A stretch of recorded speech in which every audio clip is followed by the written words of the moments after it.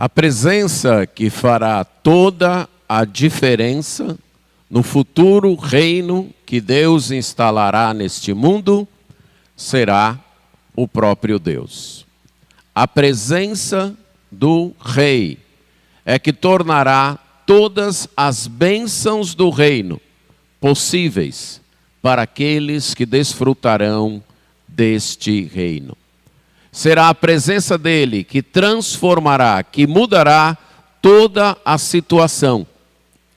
O profeta Isaías nos apresenta isso no capítulo 33 do seu livro, dos versos 17 a 24. Nesse capítulo, ele trata do último alerta na sessão que vai de 28 até 35, um alerta dirigido ao inimigo do povo de Deus. Na época, este inimigo era o Império Assírio. Depois de fazer o alerta, ele pronuncia uma oração clamando por misericórdia a Deus, para que o povo de Deus pudesse atravessar aquele período de disciplina e de dificuldade.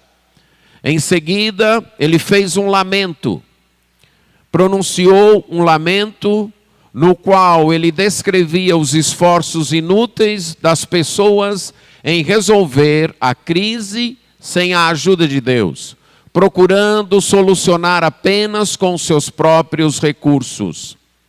Em seguida, ele anuncia a ação de Deus, trazendo juízo sobre os inimigos do povo de Deus.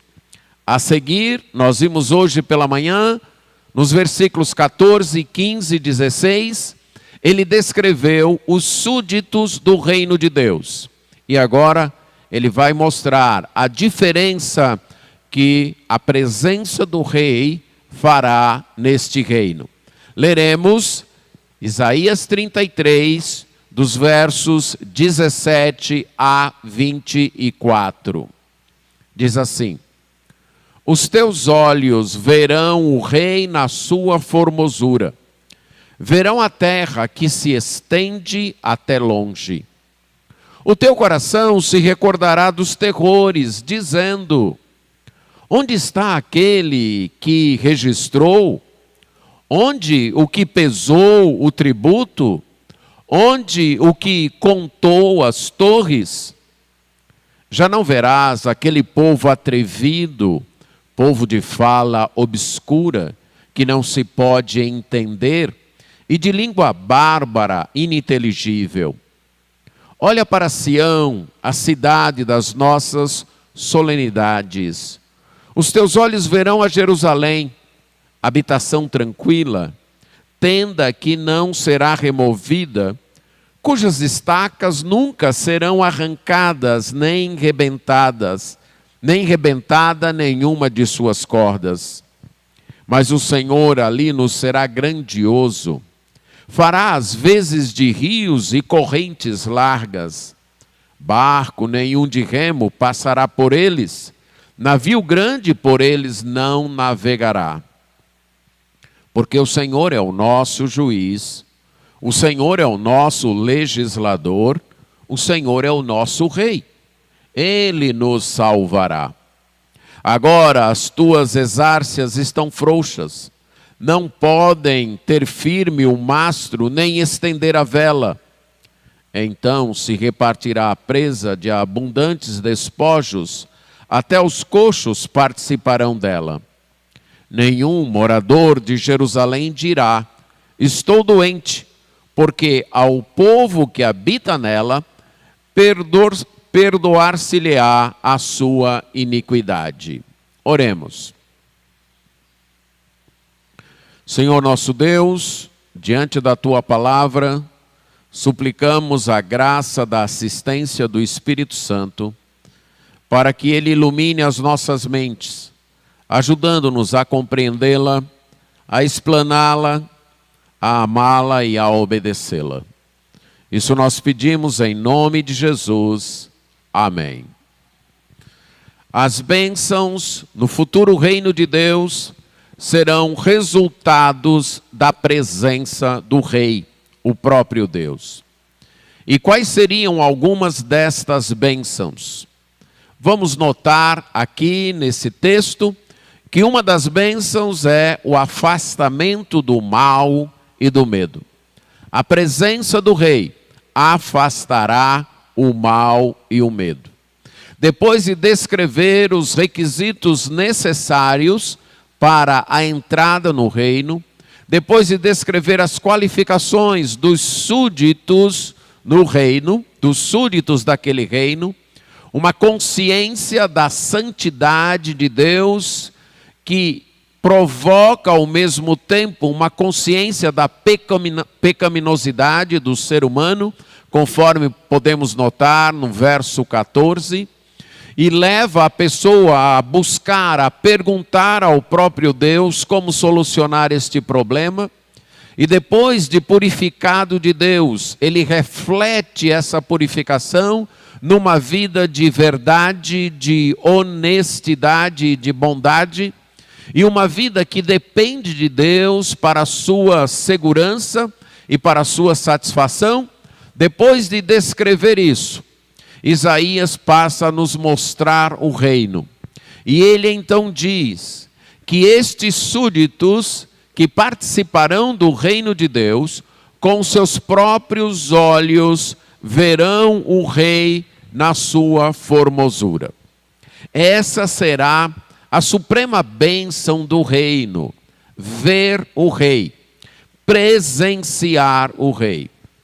Deus tem se revelado sempre ao ser humano, mas sempre de uma forma um tanto velada.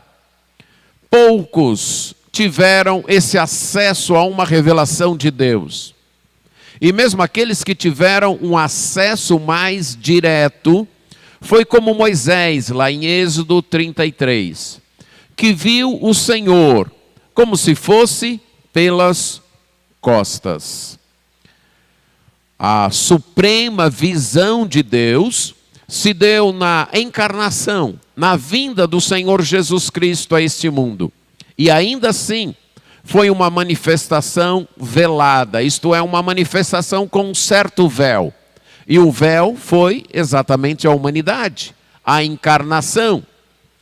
De modo que nós vimos, ou melhor dizendo, as pessoas que contemplaram Jesus, viram o rei, mas não o viram na sua formosura. Como diz Isaías 53, ao olharem para ele em seu estágio de humilhação, em sua encarnação, nenhuma beleza viam nele que o levassem a desejá-lo.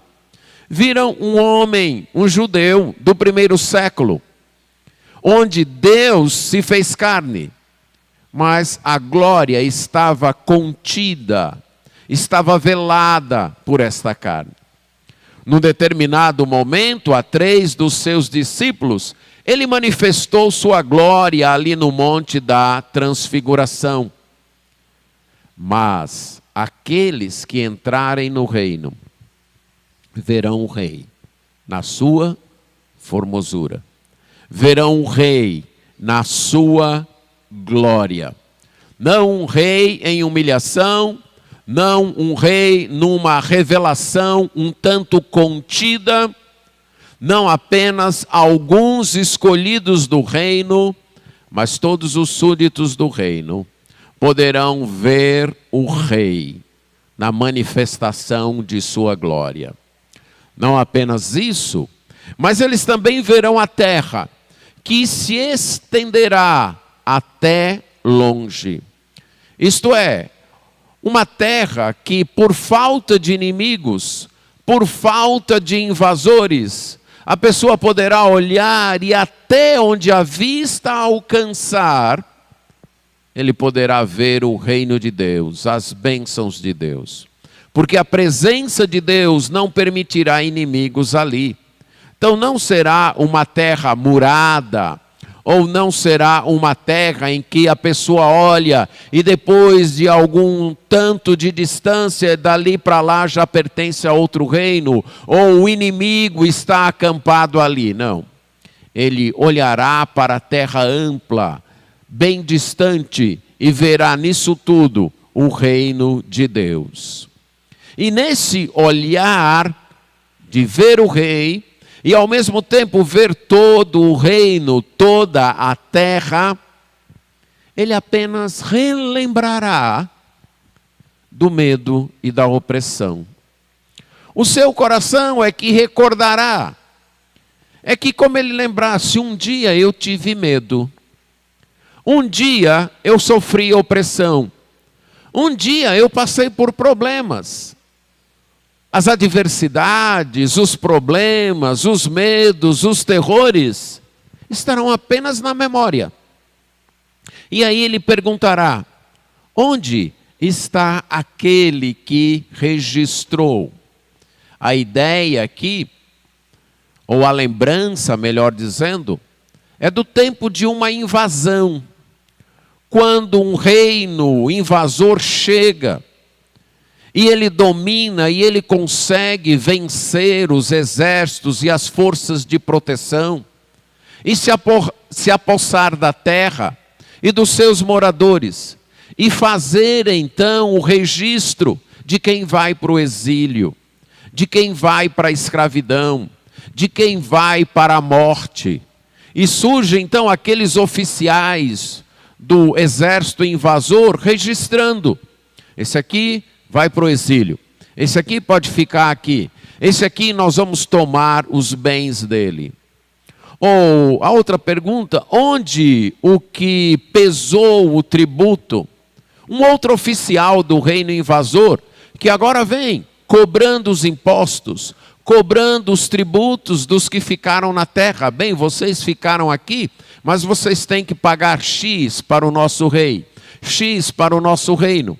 Então chega esta pessoa, e anualmente ela vem exigindo uma certa taxa, uma certa quantia, daquilo que foi plantado e colhido, e daquilo que foi produzido. E em terceiro lugar, onde o que contou as torres, isto é, quando chegava o exército inimigo, e tinha alguém então que fiscalizava: bem, nessa cidade a gente precisa derrubar algumas torres, para que ela não fique tão forte, verifiquem aí quantas torres tem. E na próxima visita eles contavam de novo, para saber se eles não arrumaram nenhuma outra torre, se eles não construíram novas torres aí no muro, na murada da cidade. Aqui é alguém lembrando. Lá no reino de Deus, lembrando: puxa, um dia nós passamos por isso, mas isso aí ficou para trás.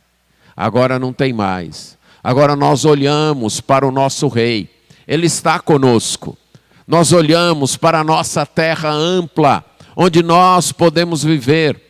Estes problemas, esta maldade, este medo, é algo que ficou lá no passado, que ficou lá para trás, que só nos vem na lembrança, como alguém que passou por um perigo grande, e depois se vê aliviado daquele perigo, e quando ele lembra do perigo, ele: passei. Quando eu lembro daquele perigo que eu passei, e hoje eu estou nessa situação melhor, dá aquela sensação de alívio.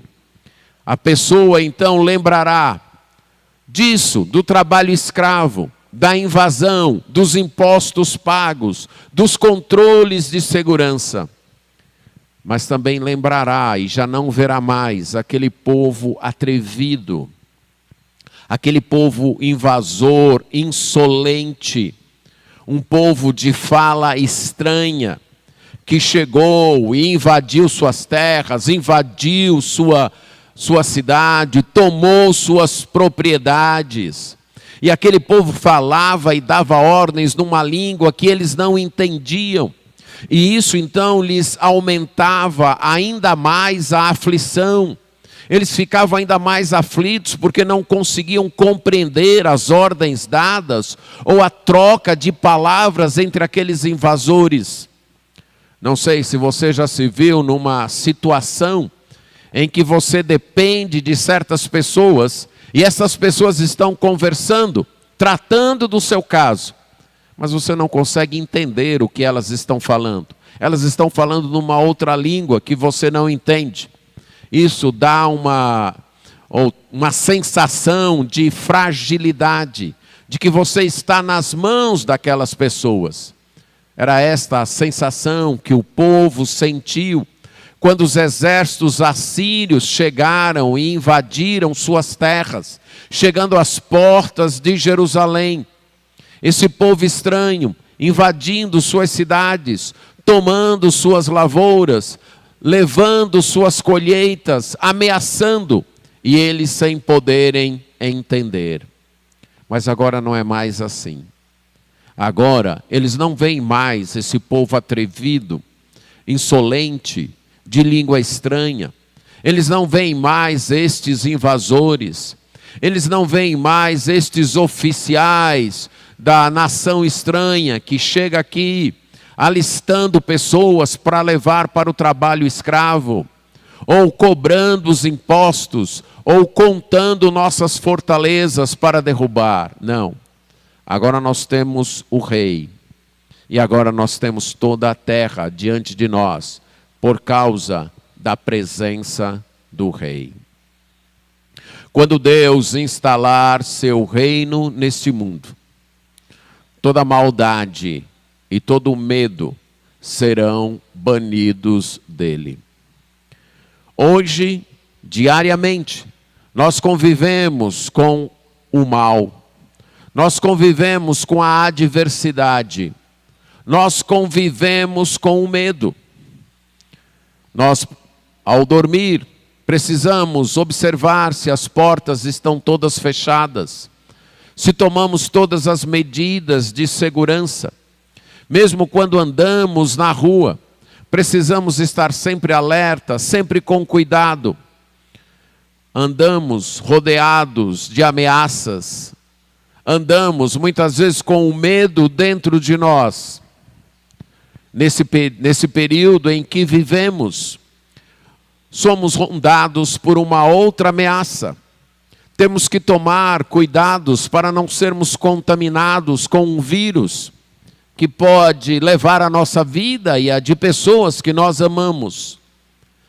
Quando não era este vírus, eram outras ameaças, outros males que produziam outros medos. Nós ansiamos pelo dia quando isso é resolvido. E nós nos iludimos em achar que em algum tempo, nessa vida que nós temos agora, na situação que nós temos agora, esses problemas serão resolvidos. Que todo o medo será banido. Que todo o mal acabará. E nós então nos iludimos achando que uma mudança de governo ou uma determinada lei ou uma certa medida ou um avanço intelectual, uma descoberta científica, uma promoção no emprego, o passar em um certo concurso, irá afastar de nós todos os males e todos os medos. E nós descobrimos que isso é só um sonho, que isso é só uma ilusão, que algumas coisas melhoram quando muda um certo governo, mas que outras coisas não melhoram. Que não existe um governo humano capaz de melhorar toda a vida. Que não existe um governo humano capaz de acabar com todo o mal no mundo. E não existe, porque os súditos desse governo ainda continuam com seus corações pecaminosos. E o próprio governo tem seus corações pecaminosos. Descobrimos que as descobertas tecnológicas e científicas resolvem alguns problemas, mas causam outros. Acabam nos afastando de certos males, mas acarretando outros males. Descobrimos que um avanço, uma promoção no emprego, pode até trazer uma melhora de salário, mas traz outras pressões, outras responsabilidades, rouba ou leva um pouco mais do nosso tempo e até da nossa saúde. E assim por diante.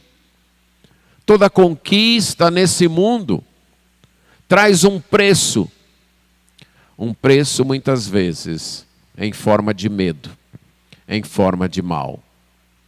E vamos vivendo, muitas vezes como crianças, trocando de brinquedo, achando que esse brinquedo não resolveu tudo, mas aquele próximo resolve. E também aquele não resolveu, e daí a pouco nós colocamos de lado, e achando que aquele outro resolve. Mas nós devemos ter consciência, como povo de Deus, de que nada vai resolver a não ser a presença do Rei. Somente quando o Rei voltar a este mundo e instalar o seu reino, e instalar o seu governo, é que todo o mal e todo o medo serão banidos deste mundo. Se você quer experimentar uma vida distante do mal e uma vida sem medo, você precisa seguir o Rei. Você precisa entregar sua vida ao Rei, ao Senhor Jesus Cristo e segui-lo. E então, você terá esta esperança de um dia ver o Rei. De um dia olhar para a terra e não ver perigo nenhum. Poder olhar para todo o seu redor, até onde a vista alcançar, e não enxergar nenhum mal, e não enxergar nenhum perigo. E poder caminhar por toda a região, de modo livre e sem medo, porque o Rei se faz presente. E a lembrança que você terá sobre os medos passados será apenas para perguntar: cadê? Passou. Onde estão as ameaças da doença? Onde estão as ameaças da morte? Onde estão as ameaças dos inimigos? Onde estão as ameaças do perigo? Passaram. Não estão mais aqui. Agora temos o Rei e a terra para desfrutar dela. Mas em segundo lugar, a presença do Rei produzirá segurança e estabilidade. No verso 20 é dito: olha para Sião, a cidade das nossas solenidades. Os teus olhos verão a Jerusalém, a habitação tranquila, tenda que não será removida, cujas estacas nunca serão arrancadas, e nenhuma de suas cordas rebentada. Porque o Senhor estará ali e será grandioso para nós. Fará as vezes de rios e correntes largas, e barco nenhum de remo passará por eles.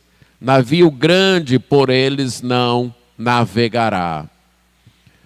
Isaías usa aqui 3 imagens para descrever a Sião futura. A Jerusalém futura, capital do reino de Deus. Sião, a princípio, era o nome de um bairro de Jerusalém, de um bairro da cidade.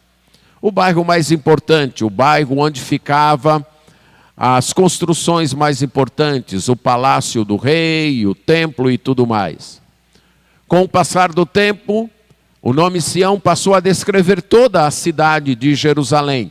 Passou a ser outro nome, para ser chamado Jerusalém. E também passou a designar todo o povo de Deus num determinado momento. Mas aqui ele se refere a esta cidade, que será a capital do reino de Deus. Chamada de cidade das nossas solenidades, isto é, cidade onde são realizadas as nossas assembleias, as nossas festas, os nossos cultos, lembrando que em Jerusalém ficava o templo, onde o povo se reunia para adorar a Deus, para cultuar a Deus, onde se reunia para suas festas da Páscoa, dos tabernáculos, das primícias e assim por diante. A cidade, então, que quem morava distante, aguardava ansiosamente o tempo daquela festa da Páscoa, ou da festa das primícias, ou dos tabernáculos, que é o tempo que a gente vai a Jerusalém. E a gente pode chegar ao templo e adorar ali, e ouvir o coral de levitas e os músicos tocando a Deus e oferecer nossos sacrifícios. E podemos ali ver o local que Deus escolheu para ser símbolo da sua presença. Esta era a lembrança, ou era o conceito que eles tinham. E no reino de Deus eles vão olhar para esta cidade, a cidade dos seus encontros para adorar a Deus. E os olhos então vão ver Jerusalém. E a primeira imagem aqui é de uma habitação tranquila. Uma cidade no qual pode-se morar sossegadamente, despreocupadamente. Uma cidade na qual vai se poder morar sem medo, sem preocupações, sem tomar aqueles cuidados. Conversando recentemente com uma pessoa sobre o local onde ela mora. E ela me disse, até hoje, rapaz, nunca aconteceu nada aqui.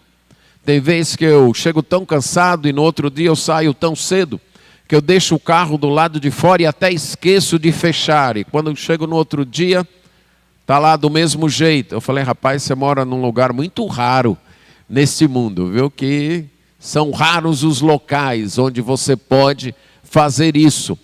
Mas aí ele acrescentou, mas eu já estou começando a tomar alguns cuidados. Porque de fato isso é raro. Mas na Jerusalém, do reino de Deus, ou no reino de Deus, não, será um lugar tranquilo. Você poderá deixar os seus pertences e ninguém vai roubá-los ou se apropriar deles. Você poderá ter as janelas e portas da sua casa abertas. Você poderá dormir despreocupadamente, sem medo. Não haverá invasores, não haverá assaltantes, não haverá ladrões. Esta é uma imagem, uma cidade segura, uma cidade tranquila. Mas a segunda imagem é de uma tenda que não será removida.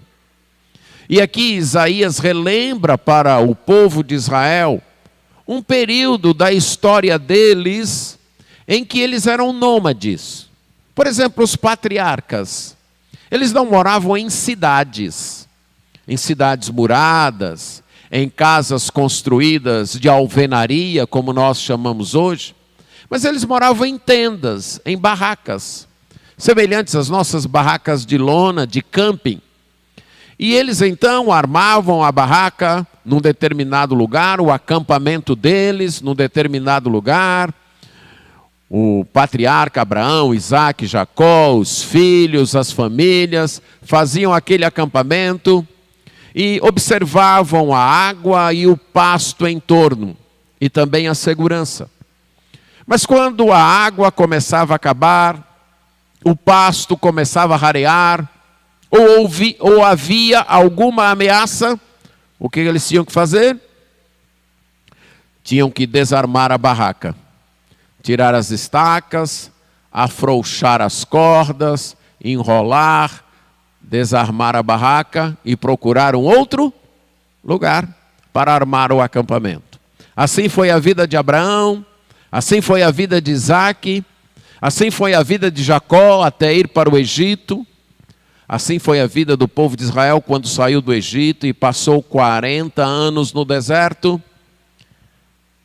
Alguns, talvez, ainda olhassem para aquele passado e ansiassem, boa era aquela vida, da gente ir em barracas, desde que a gente não tivesse que mudar.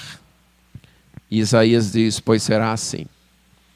Se você quiser, você vai poder morar no campo, vai poder armar sua barraca, mas não vai se preocupar se a água vai acabar, se não houver inverno suficiente, e aí a gente vai ter que ir para um lugar onde tenham melhores fontes de água, ou o pasto dos animais aqui vai rarear e a gente vai ter que procurar um outro lugar, ou chegarão alguns invasores maiores e mais fortes do que nós, e nós vamos ter que se mudar. Não. Será como uma tenda que não será removida, cujas estacas nunca serão arrancadas e as cordas nunca serão rebentadas. Será uma habitação estável, uma habitação sem mudanças. Enquanto estivermos nesse mundo, nós não encontramos isso. A vida aqui é feita de mudanças. Algumas pessoas parecem gostar disso, mas eu creio que a maioria gostaria de ter um local onde, pronto, aqui é meu local, aqui eu estou. Se eu sair daqui será para uma viagem de turismo e tal, mas eu sei que aqui é meu local. Aqui eu tenho minhas raízes, aqui estão minhas estacas. Mas nenhum de nós pode garantir isso nesse mundo. Hoje a gente pode até achar que está aqui e que vai viver o resto da nossa vida aqui. Mas não sabemos.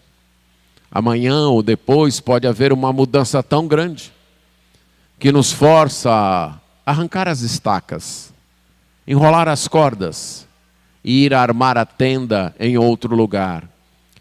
Não temos estabilidade suficiente aqui. Mas um dia, no reino de Deus, haverá esta estabilidade. A terceira imagem é de uma cidade com fartura de água. As cidades naqueles tempos, normalmente as grandes cidades, estavam perto de grandes rios, como as cidades do Egito, as cidades da Mesopotâmia, Nínive, Babilônia. Estavam entre os grandes rios, Nilo, ou Tigre e Eufrates. Jerusalém não. Jerusalém não tinha nenhum grande rio que a abastecesse. Ela era abastecida por fontes que foram canalizadas para dentro da cidade. Se você já leu a história em Reis, lembra dos tempos em que o rei Acaz e o rei Ezequias construíram fontes para abastecer a cidade. Mas lembre que era uma outra época. Mas mesmo nessa outra época, a água sempre foi necessária para a vida. E a água poderia ser um problema. Então, uma cidade que estivesse perto de grandes canais, de grandes rios, como era, por exemplo, a cidade de Nínive, essa cidade teria fartura de água. Então ele imagina aqui, essa Jerusalém terá a presença de Deus.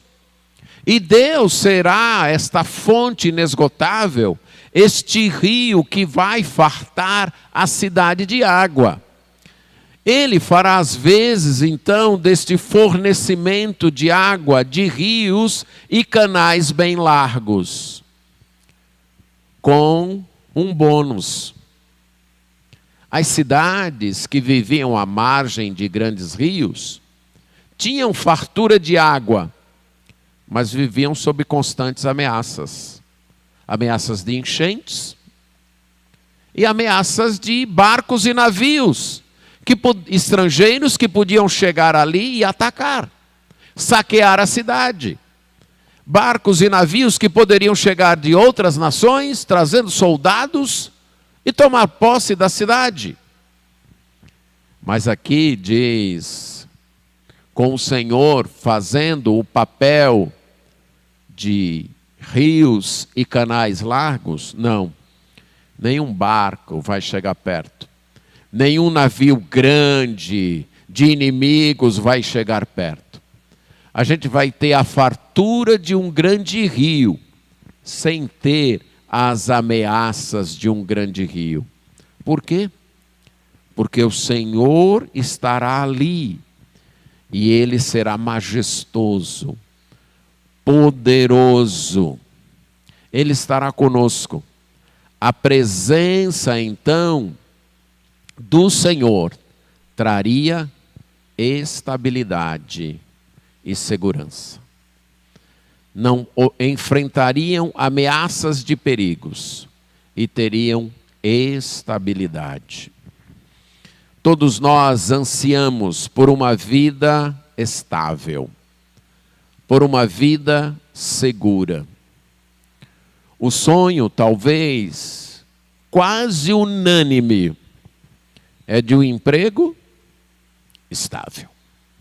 Um emprego em que depois que você assumir, você se sinta tranquilo sabendo, pronto, desse emprego aqui, ninguém vai me mandar embora, esta empresa ou esta instituição nunca vai falir e sempre terá recursos para me pagar, nunca vai abaixar o meu salário, nunca vai fazer isso. Esse talvez seja um sonho quase unânime, um alvo bem perseguido, um momento da vida em que você terá aquele emprego dos sonhos, aquele emprego com um bom salário, aquele emprego sem nenhuma ameaça de ser mandado embora, de ser demitido, aquele emprego que você sabe que a empresa nunca vai falir e você poderá trabalhar ali até se aposentar,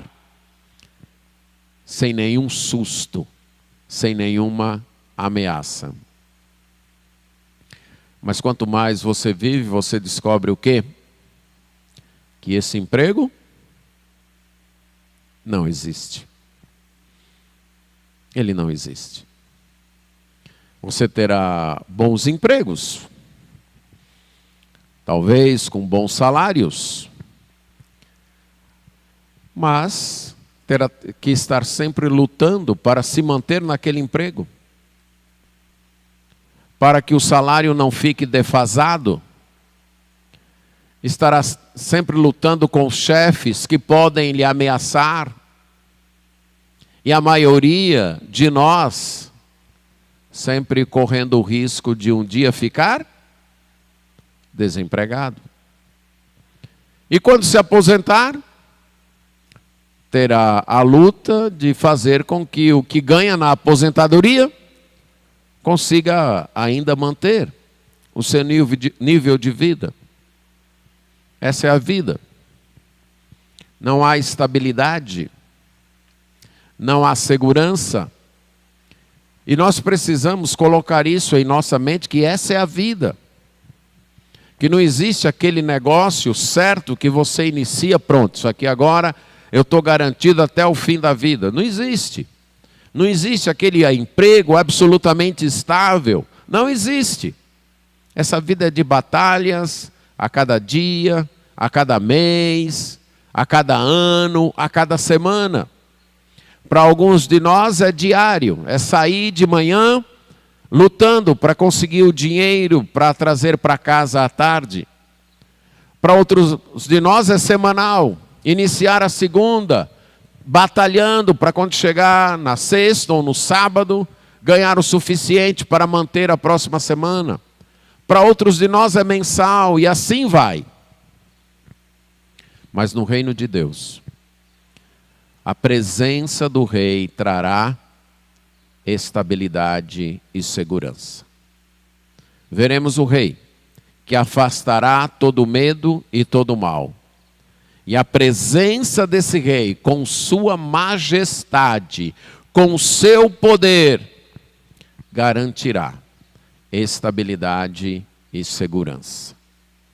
Enquanto caminhamos nesse mundo em nossa luta diária, semanal, mensal, nós devemos lembrar disso e nos animarmos com isso. Que essas lutas são temporárias. São enquanto estivermos aqui. Mas persistindo em seguir o Rei, um dia nós teremos a vida sonhada de estabilidade e de segurança. Nós teremos então um tempo onde não haverá ameaças, não haverá perigos, onde ninguém aparecerá para pedir nossa casa ou nos expulsar dela se atrasarmos o aluguel ou se não pagarmos as mensalidades em dia. Não aparecerá ninguém para nos despedir de um emprego ou coisas desse tipo. Teremos a estabilidade e a segurança. Mas em terceiro lugar, a presença do rei trará libertação e perdão. Versos 22 a 24.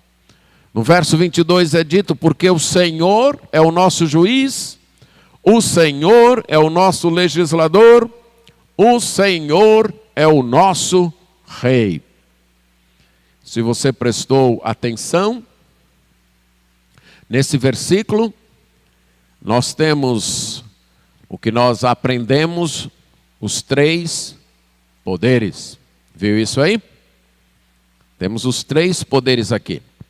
O poder judiciário, o poder legislativo e o poder executivo. E esses 3 poderes ocupados por uma pessoa. Quem? O Senhor. Isaías enfatizou, ele repetiu. Por quê? Por que poderemos ter esta vida tranquila, estável, segura, longe do mal e do medo? Porque o judiciário será justo. E o judiciário será justo porque o Senhor será o judiciário. Ele será a Suprema Corte, não influenciável por nada, por nenhum interesse, por nenhuma corrente. Esta Suprema Corte, formada por uma só pessoa, o próprio Deus, só tem uma influência: o seu próprio caráter, os seus próprios atributos, a justiça que ele é em si. Mas também haverá leis justas, leis absolutamente justas. E por que as leis serão absolutamente justas? Porque o Senado e a Câmara que faz estas leis, que fazem estas leis, será o Senhor, que é absolutamente justo, que entende perfeitamente de tudo. Muitas das leis que cada país, não só o nosso, mas todo e qualquer país do mundo, experimenta, são leis feitas com base em certos interesses, de um certo segmento ou de certas pessoas, e que ao favorecerem os interesses de alguns, prejudicam os interesses de outros. Outras vezes, essas leis não funcionam nem é porque haja o interesse por trás delas, mas é porque quem fez estas leis foi incapaz de pensar em tudo. Não tinha condições de ter uma lei que antecipasse os problemas daí 5, 10, 15 ou 20 anos. Não tinha condições de prever tudo o que iria acontecer. Não tinha visão de tudo. Vivemos um momento um tanto parecido que pode ilustrar bem. Quais são as melhores regras para combater o vírus? E a resposta honesta qual seria? Não sabemos. A gente acha que agir de um determinado modo ajuda. Mas daqui a pouco vem outra pessoa e diz: não, mas eu acho que isso aí mais prejudica do que ajuda. Então, até certas leis foram aprovadas, obrigando a fazer certas coisas, e depois descobriu-se que não era daquele jeito. Mas no reino de Deus, o legislador é o criador da vida. O legislador sabe tudo. O legislador é onisciente, é onissapiente, tem toda a sabedoria, conhece plenamente o passado, o presente e o futuro. Então suas leis serão sábias, suas leis serão corretas, suas leis serão justas. E a execução dessas leis também serão corretas, porque o executivo será o Senhor, o rei será o Senhor. Pode acontecer, e isso acontece em todos os países do mundo, independente do regime político que tenham, que as leis têm leis boas, mas que elas não são aplicadas. Ou não são aplicadas por má vontade dos executivos em aplicarem, ou não são aplicadas por impotência do executivo em aplicar. Muitas das regras para conter a contaminação simplesmente não foram aplicadas. Não é verdade? Não foram aplicadas. É proibido ter festa, aglomerações, e aí? Quem controla isso? Quem consegue acabar com todas as festas e aglomerações? Não há governo nenhum, e não se trata aqui nem de má vontade do executivo, e sim de impotência. Não tem fiscais suficientes, policiais suficientes, e assim por diante. Mas no reino de Deus não vai ter esse problema. Porque o executivo será o próprio Senhor, onipresente. Estará em todo lugar ao mesmo tempo, fiscalizando tudo e todos, e fazendo valer a sua lei, e fazendo valer a sua vontade. E isso garante a última frase deste versículo: Ele nos salvará. O papel de todo governo, de todo rei no tempo do Antigo Testamento, nos tempos bíblicos, e de todo governo na história, é proteger os seus súditos. É velar para que a justiça, a bondade, a verdade prevaleçam e que seus súditos sejam protegidos. Mas nenhum governo humano na história conseguiu dar essa proteção suficiente. Por vários motivos. Algumas vezes má vontade, egoísmo dos governantes. Outras vezes falta de cooperação dos governados. Outras vezes intrigas políticas. Outras vezes é porque o judiciário acha uma coisa, o legislativo acha outra e o executivo acha outra. E assim por diante. Mas no governo de Deus não vai ter esse problema. Ele é o soberano, todo-poderoso. Não haverá adversário à altura para contrapô-lo.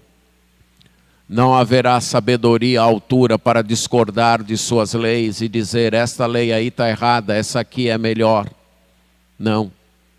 Não haverá pessoas desonestas para poder burlar a lei e depois dar o seu jeitinho e sair livre. Não. É dito, Ele é o juiz, Ele é o legislador, Ele é o rei, e é por isso que Ele nos salvará. Estaremos protegidos, estaremos libertos disso. Os inimigos, é do que trata agora o verso 23, têm as suas exárcias ou cordas frouxas. E aqui o inimigo é representado por um barco que o mastro não está firme e que a vela não consegue ficar firme neste barco. As cordas que prendem a vela e o mastro, elas estão frouxas. E esse barco então é conquistado e se torna presa. E esse barco está carregado de despojos.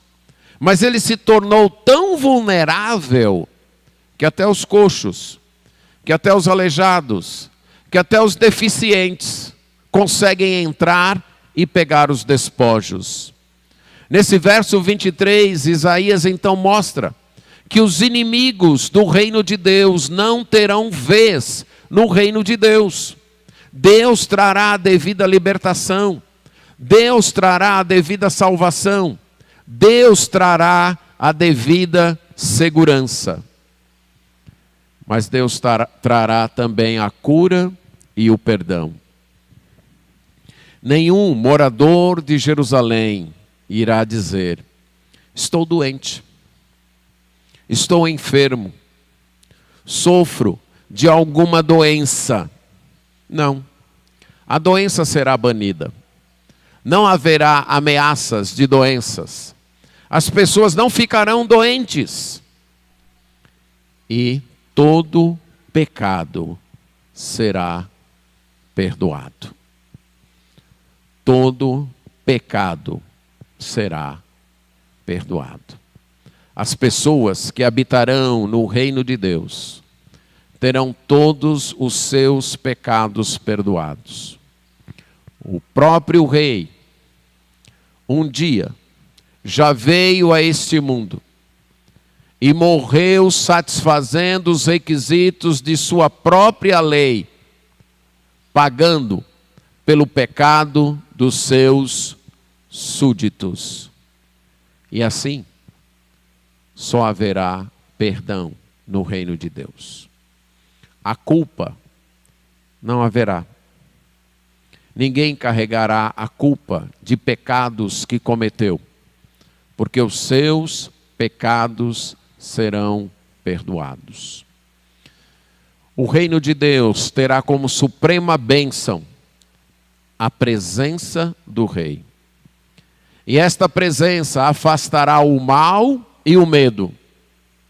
Esta presença trará a segurança e a estabilidade. Essa presença trará a salvação e o perdão. Enfim, nós experimentaremos um governo que fará toda a diferença. Um governo que não será apenas promessas, mas um governo que de fato implantará um sistema de justiça, de verdade, de honestidade e de bondade, e que produzirá o afastamento do medo, da ansiedade, do temor, o afastamento do mal, e trará um tempo de estabilidade, de segurança, de salvação e de perdão. Este será o reino que Deus instalará nesse mundo. Será o retorno àquele projeto de Deus lá do Jardim do Éden. Será a plena realização do plano de Deus para a sua criação.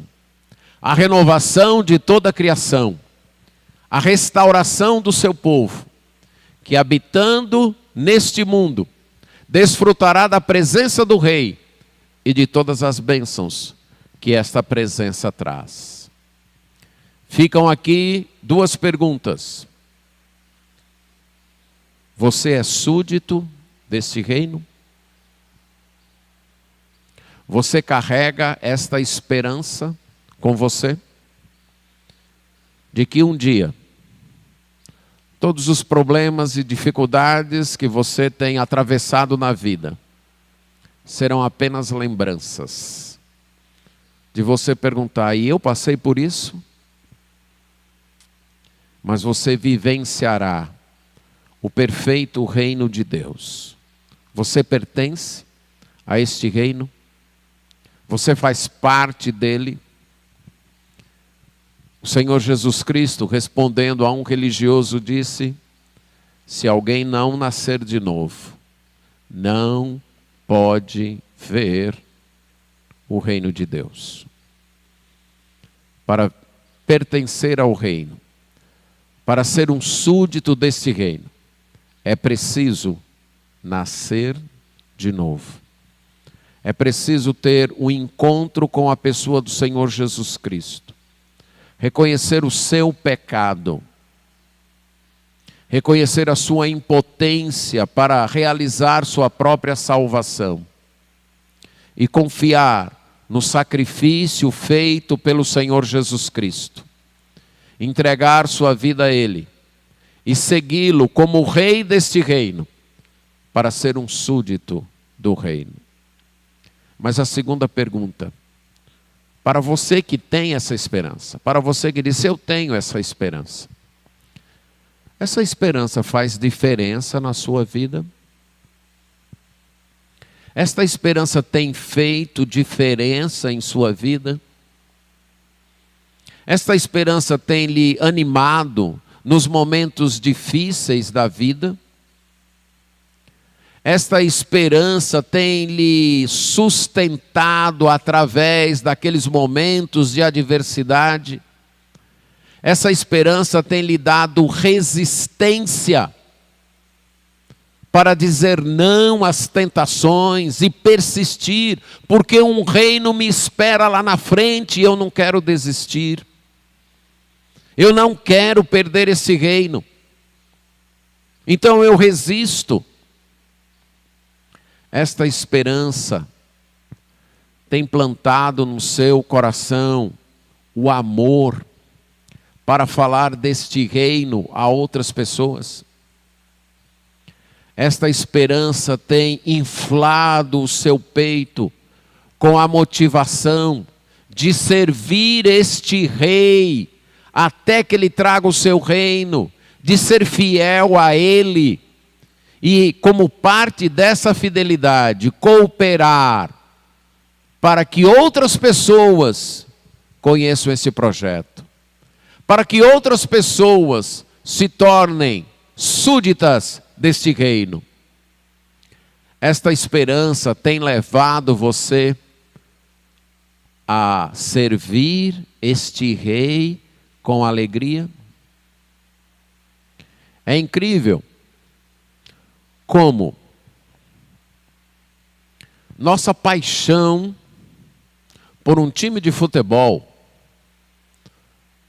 pode nos levar a fazer certas coisas por esse time que nós não fazemos pelo reino de Deus. Que nós somos capazes de botar uma série de dificuldades em servir o reino. Mas por aquele time de futebol, não. A gente faz sacrifícios. Se o jogo dele for meia-noite, a gente vai dormir depois da meia-noite, 2 da manhã, para assistir. E no outro dia acorda cedo. E se o time ganhou, acorda até com bom humor para ir trabalhar. E se o time ganhou, sai divulgando, colocando nas redes sociais e tudo. E pelo reino de Deus, não. Não se sacrifica horário para orar, para ler a palavra, para testemunhar a outras pessoas. É incrível também como certos compromissos políticos que temos, certas inclinações políticas, nos fazem brigar, nos fazem até ser bem beligerantes com quem não concorda conosco, assumir certas defesas, nos envolvermos emocionalmente por aquela inclinação ou partido político, e não fazemos isso em prol do reino de Deus. E não fazemos isso em prol desse reino, que esse sim vai resolver todos os problemas da humanidade. Por esse reino nós muitas vezes somos até apáticos. Não defendemos. Até dizemos, não, cada um, fé é algo pessoal. Cada um faz o que quer. Cada um tem livre-arbítrio. Muitas vezes até com as pessoas pelas quais somos responsáveis, como filhos. Nós não demonstramos esse vigor, esse entusiasmo em contagiá-los com a esperança do reino.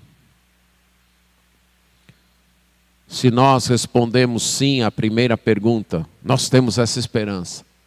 Nós somos súditos do reino. Essa esperança tem feito diferença na nossa vida? Essa esperança é visível?